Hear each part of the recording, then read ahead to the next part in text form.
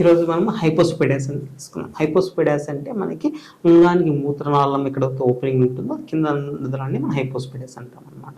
ఇది మనం 2 కేటగిరీస్గా డివైడ్ చేసుకుంటాం, మైల్డర్ కానీ సివియర్ కానీ. ఎలా చేస్తామంటే అదొక ఓపెనింగ్ అనేది ఇంత కిందకు ఉందని దాన్ని బట్టి మనం చూస్తాము, రెండవది వచ్చేసి వంకర బట్టి చూసుకుంటాము. దీన్ని మనము ఐడియల్గా ఆపరేట్ చేసిన టైం వచ్చేసి 1 year to 3 years are before school going age మనం చేసుకుంటే ఏమవుతుందంటే we can avoid the psychological impact నుంచి అనమాట. మెయిన్గా ఏమవుతుందంటే అబ్బాయిలు కామన్ వాష్రూమ్స్ వెళ్ళడం వల్ల సైకలాజికల్ ఇంపాక్ట్ ఉంటుంది, దాన్ని మనం అవాయిడ్ చేసుకోవచ్చు. ఇది సక్సెస్ఫుల్గా మనము మైల్డర్ ఉంటే మనకి సింగిల్ స్టేజ్లో అయిపోతుంది, లేదా ఒక సివియర్గా ఉంటే 2 స్టేజ్లో చేయాల్సి ఉంటుంది.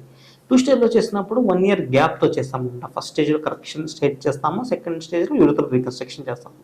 అదే మైల్డర్గా ఉంటే మాత్రం ఒకేసారి మనం చేసుకోగలుగుతాం అన్నమాట. Our outcomes is the main basing on functional and cosmetic రెండు చూసుకుంటాము. దీంట్లో ఏమవుతుందంటే ఫంక్షనల్గా యూరిన్ టిప్ నుండి పాస్ చేయడం కానీ, లేదా కాస్మెటిక్ ఎలా ఉండాలో పెనిస్ ఆ విధంగా మనం ఆర్కిటెక్చర్గా రీకన్స్ట్రక్ట్ చేయడం అనేది జరుగుతుంది. దీని ద్వారా ఫ్యూచర్లో ఇంపాక్ట్ అనేది ఉంటుంది.